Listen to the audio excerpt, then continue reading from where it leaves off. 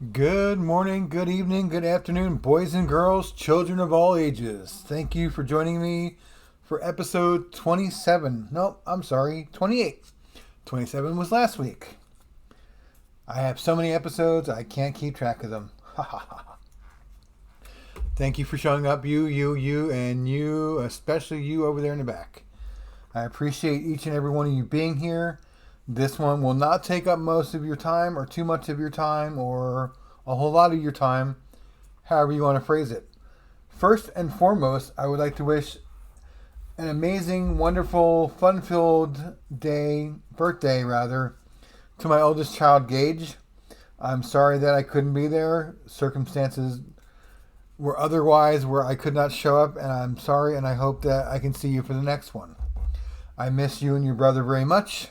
I love you and your brother very much, and hopefully things will work out for all of us very soon.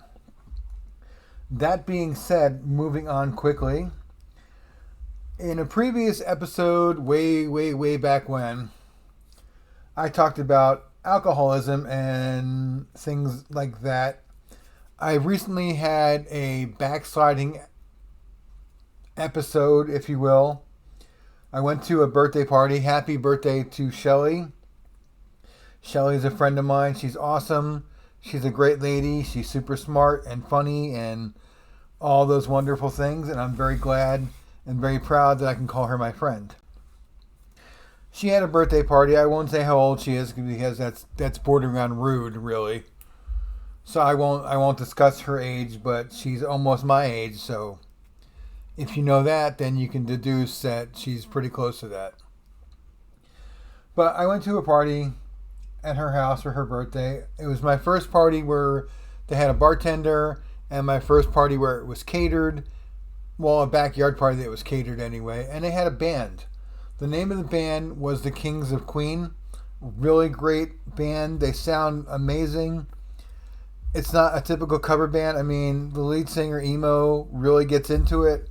He did, I lost track, I think 4 or 5 costume changes to match the songs that they were doing and what was going on at the time. And I thought that was really amazing that he did that. So you guys are awesome, Emo, and we can't wait to see you again in Long Beach coming up. So if you have a chance in your Long Beach area, check them out. They're called the Kings of Queen. I will find their website and whatnot, and I'll put it in the show notes for you. Anyway, sorry, I got sidetracked. I went to a party, and I had a few more rum and cokes than I thought I was going to have. And I've always thought that maybe I'm not cured of being an alcoholic, but I was on the verge, on the cusp of being cured, if you will. Apparently, that's a myth, and there is no cure, because all it takes is that first drink, and I was right back to where I was before. Now, I wasn't stumbling, I wasn't slurring, I wasn't making a jerk of myself or a fool of myself in public. So thank goodness and thank the universe for that. But I had a terrible hangover for the next day or two, and I realized that I am not cured, I am nowhere close to being cured, and I can never ever drink again. So this is me coming on here and officially announcing that I am done drinking. I'm not going to do it anymore. Because I can't. I mean, it's not a horrible thing. I don't do stupid things like I did 30 years ago, but I don't need it. I really don't need the alcohol. I don't need that in my body, in my system. I'm trying to live healthier and be better. Being here, I'm eating healthier. I'm out in the sun every day. I'm walking. I'm doing all those things. Now, I have lost weight. Not a lot. Like 3 or 4 pounds between doctor visits, so I'll take that. I am down from a 48 to a 46, and honestly, I think the 46s are a little bit big on me. So if I can get rid of the spare tire, I'd probably be a 40 or somewhere in that range. So it's attainable. You can do it. Drink lots of water, put down all the crappy junk food, and walk like even 5 or 10 minutes a day. Are you going to be a marathon runner or something in no time? No. Absolutely not. But each step you take and each walk that you take that's longer and longer, it's going to get that fat burning, and it's going to take the pounds off. It's going to slim the waistline. It's going to do all those things that you want to do. The key here, and I know this is controversial and I'll probably get hate for this, but the key to exercising is getting off your butt, getting off the couch, whatever, putting down the ho-hos and the ding-dongs and all that stuff, and getting out of the house. Walk around the block. Walk up and down your driveway. Walk up and down your stairs. Walk up and down the hallway in your house. It doesn't matter. The point I'm trying to make is get off your butt and just do it. And you'll be much better off and you'll be happier. I feel better than I have in a long time because I don't feel sedentary. I don't feel like a sloth anymore. I don't feel like all those horrible, horrible things that I used to feel like. I don't feel like the ground is shaking with each step I take, kind of thing. Now, I was never really all that fat comparatively. I am a big guy, and it's a lot of it is my fault for not doing anything. Some of it is the way my body is. I can't exercise the way I used to. There's absolutely no way I could run. If I had to run or die, well, all I'm saying is I can't run. And maybe someday I can, but with the way my knees are and my back are and the sciatica and neuropathy and all these other things that are wrong with me, I can't do it. Now, I will admit, as long as we're friends here, right? We're close. We can do this. We can admit things to one another. I will admit that I used a lot of it as an excuse because it hurts. Everything I do hurts. Whether it's reaching for something in the cabinet, bending down to get something off the floor, whatever it is, there's a pain associated. But I have found that if I do things in a certain way now, it doesn't hurt as much. So there are ways to adapt and there are ways to get over things. So I'm not saying that you don't have any excuses to not do it. I am saying if you look into it, you may find that there are ways around it. You know, everybody's always showing off life hacks and cheats and all these other things. So find your own life hacks. Find your own exercise hacks. If you have to do push-ups and you can't, stand up against the wall and push off against the wall. Start with 1 or 2 a day. Each day increase it, till you're up to 5 or 10. And eventually you may be able to get back down on the floor and do it. Until then, push against the wall. What difference does it make? Who's going to know? Jack LaLanne's not looking over your shoulder. Richard Simmons is too busy doing other things somewhere else. So they don't care. You shouldn't care. The only person whose opinion matters is you. Well, you and God, but that's beside the point. On earth, the only person that should matter is you. And that's really all you need to worry about, is what you're doing. So get out there, get on the bike, get on the skates, get on the skateboard, whatever you got to do. Just burn some calories. So to sum up all that word soup, basically I am an alcoholic and I am admitting that here, as hard as it is to do, but I need accountability and I need other people to know that I am not infallible. I know no one's surprised by that, but here we are.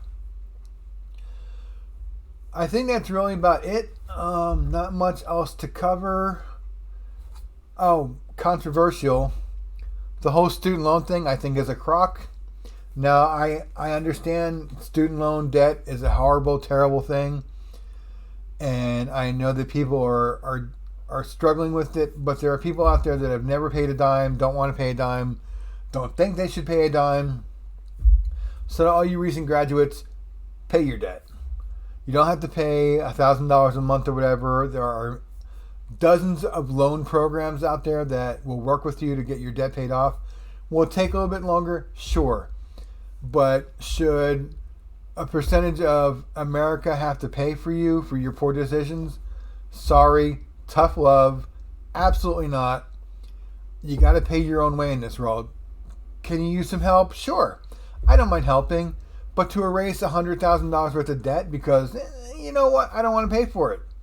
Or whatever. I went to school and I took on debt and I wound up not working in that field. Am I stupid for that? Probably. I don't know. It just didn't work out to where I could do that kind of work or even that I wanted to do that kind of work. And there's issues with the school. But that's not really germane to this conversation. So I do have the debt. I did try paying it, and I made a few payments to start with, and then I moved, and I contacted the loan company, and I said, I moved, I need to update my address, And the woman on the phone said, "We have no record of you. I don't know who you are. I don't know what you're talking about. I don't know what to tell you." So I did try to pay it. It's still out there. And every so often, some new person full of vim and vigor and high on life will call me and say, "Hey, you got this debt," and I have to break their heart and make the day a little sadder and say, "I'm sorry, I can't help you. I wanted to pay it, you wouldn't let me, and there's no way I'm paying all that interest and penalties now. Not going to happen." So, in this instance, yes, I should pay it. Will I pay it? Probably not. Am I asking someone else to pay it, to forgive my debt? Absolutely not. My debt, my problem, my issues, it's mine to solve. Not yours, not anyone else's. So, love me, hate me, disagree with me. Doesn't really matter. I don't think that other people should be punished for paying for you to go to school, especially people that never went to college, never chose to go to college, didn't want to, couldn't afford it, whatever. I don't think that those people should have to pay for your debt. Sorry, that's just the way it is. See the name at the top of the show? My show, my opinions, my rules. You don't have to like it, but come at me with an open mind saying that maybe this isn't fair. And there was someone that said something about, if I had cancer and I was cured of it, would I want to hold the cure from anyone else? First of all, that's a stupid argument. It makes no sense. The two are not in any way comparable whatsoever. I did have cancer twice. Twice, yes, I had insurance. Twice I paid all the extraneous bills that came with it. Everything else that wasn't covered by my insurance, I paid for it. I didn't ask anybody to do that, nor would I ever hold or withhold a cure from someone. I think everybody should have access to cancer treatments. I don't think it should be a billion-dollar industry like it is. And in my less than humble opinion, I believe that once they figure out that there's no more money in curing it, then there'll be a cure for it. But as long as they can profit from it, I don't see a total cure with coming anytime soon. Again, that's just my opinion, educated or not as it may be. So I don't think there's a comparable argument. Apples, oranges, that whole thing. I think if you have cancer, you should have access to it. If you want to go to school, go to school. If you take out the loans, pay them back. It's not, here's some free money for you. We're going to give you $10,000 because you're a nice guy or girl. Sorry, world doesn't work that way. Thinking. I don't think there's anything else I want to cover or talk about. Once again, happy birthday to my child, Gage. I hope it's a great one. I love you very much and I miss you more than you'll ever know. To the little spies out there listening, run along, report back to your spy masters or whatever. I don't care. I'm here. I'm transparent. Whatever.